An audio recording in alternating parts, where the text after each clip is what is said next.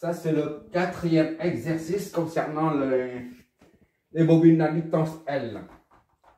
Là, on a le schéma d'un moteur. D'accord? Une inductance L plus une résistance. Ça, c'est équivalent à un moteur. Un moteur est ainsi modélisé. Voilà. Ce moteur est soumis à un courant continu. Parce que ça, IT ne peut être négatif. IT ne change pas de sens de circulation dans le circuit. On représente comme ça. D'accord? Une bobine. D'accord? Et la bobine, elle possède sa propre résistance, qu'on appelle la résistance propre. D'accord? Maintenant. Voilà, la résistance de la bobine, si tu veux. Et la bobine. Et ça, c'est N. C'est ça. Un moteur, et donc, moteur continu, disons, est modélisé par ce schéma-là, modélisé par ce circuit-là. Et pour le faire fonctionner, on raccorde une source, soit de tension, soit de courant.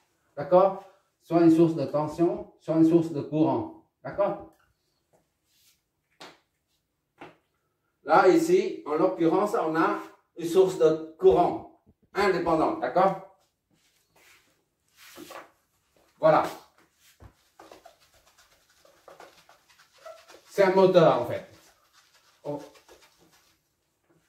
Maintenant, ça, c'est un moteur. L'ensemble, c'est un moteur. Là, c'est la source qui alimente le moteur. Maintenant, oublions le moteur. On dit une source indépendante en courant qui alimente le circuit constitué d'une résistance 12 ohms et une inductance de 0,2 ohms. Oui. Il s'agit de déterminer quoi? Les potentiels au point 1, au point 2. Voilà. Et tracer la variation du courant qui passe par la bobine, ainsi que la tension aux bornes. V1, 2, c'est aux bornes de la résistance, ainsi que le V2, 0. D'accord? Bon, on va, avant d'appliquer ça, on va tracer. Ça, c'est V. IT, là, qui sort d'ici, qui entre là-dedans, là, à travers la bobine. C'est comme si c'est INT. D'accord? ILT. Qui traverse la bobine. Ici, c'est V.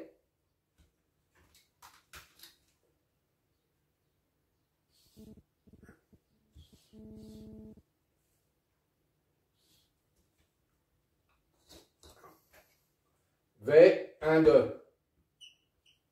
D'accord? Et ça, c'est V2, 0. D'accord?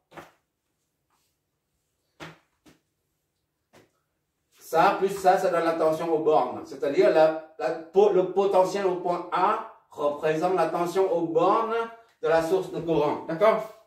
Comme d'habitude.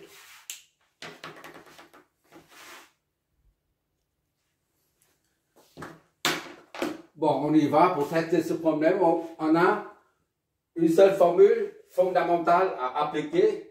C'est VLT est égal à l'inductance L fois DINT sur DT. C'est-à-dire L, ou alors sous notre forme, celle de la forme différentielle. Ou alors, c'est égal à L fois INT prime, forme dérivée. D'accord? L'un ou l'autre, c'est la même chose. L'une ou l'autre, c'est la même chose.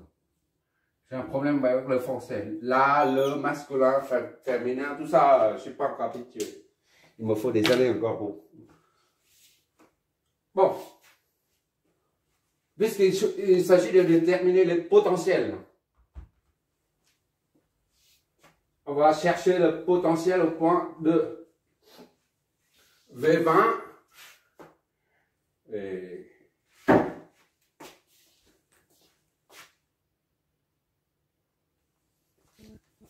on a V20, la tension VNT, c'est la tension aux bornes de la bobine, d'accord? C'est VNT.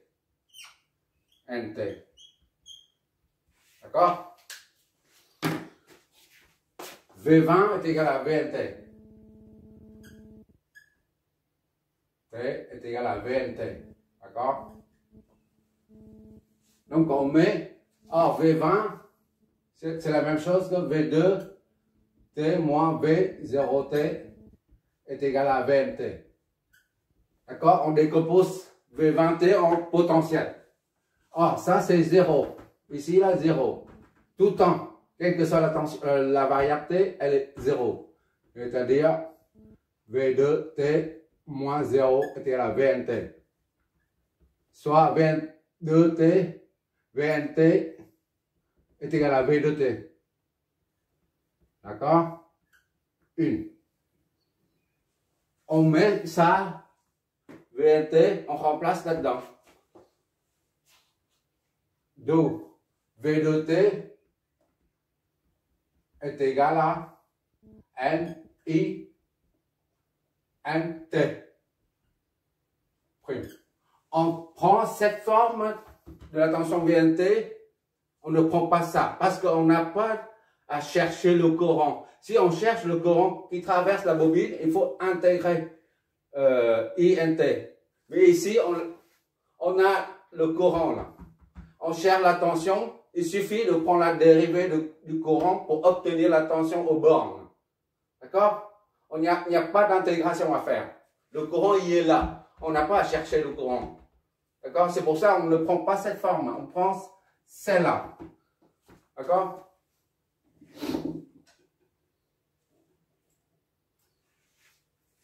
Bon, il suffit d'appliquer là-dedans. On met L, c'est combien? C'est 0,2. Déjà, on met L. On va doucement. Et L, prime, INT, c'est là. Ça, c'est la même chose que IT. Voilà. INT, c'est égal à IT. C'est-à-dire, est égal à 2 fois T fois E moins 10T. D'accord? Dérivé de ça. Je m'éloigne sinon je ne vois pas. Voilà. On remplace directement là-dedans, là c'est 0,2. Comme ça, c'est fait 0,2.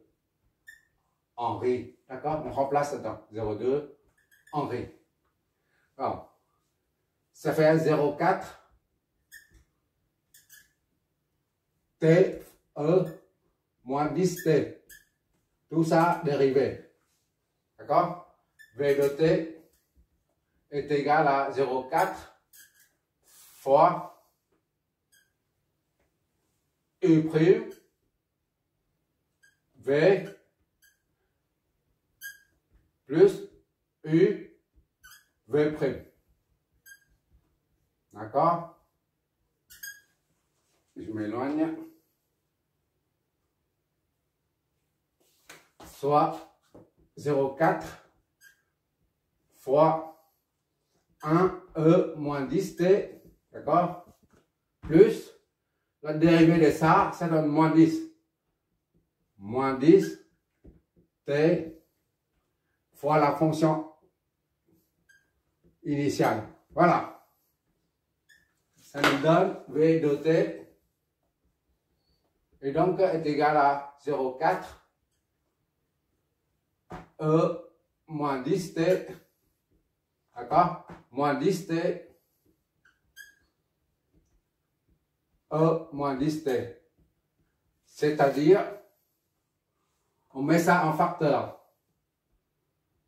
Vn de T est égal à 0,4 E moins 10T. D'accord?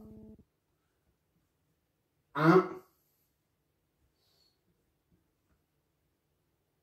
moins 10T. Voilà. Je vérifie, je m'éloigne un peu. Seulement quand je m'éloigne, je vois. Là, je ne vois pas. Voilà. V2T, c'est pas VNT. J'ai mis V2T ici et je ne sais pas pourquoi j'ai mis. Là, c'est en zone. Hop. Ça, c'est V2T en vol. D'accord? Et maintenant, là, on a le potentiel au point 2. Maintenant, il faut le potentiel au point 1. Pour ça, il suffit de prendre la différence de potentiel 1, 2, c'est tout. Et on décompose V1, 2T est égal à V1T moins V2T. C'est la différence de potentiel. Et ça, ce sont des potentiels. D'accord?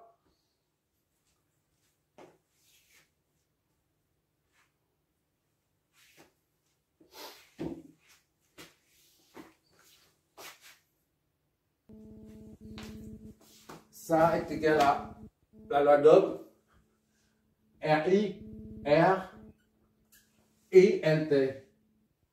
D'accord? ILT. V12 est égal à RILT. D'accord? RILT. Maintenant, on remplace là-dedans V1T était moins V2T. C'est ça. Moins 0,4 E moins 10T 1 moins 10T. D'accord? C'est V2 là. Est égal à R. R c'est combien? R c'est 12.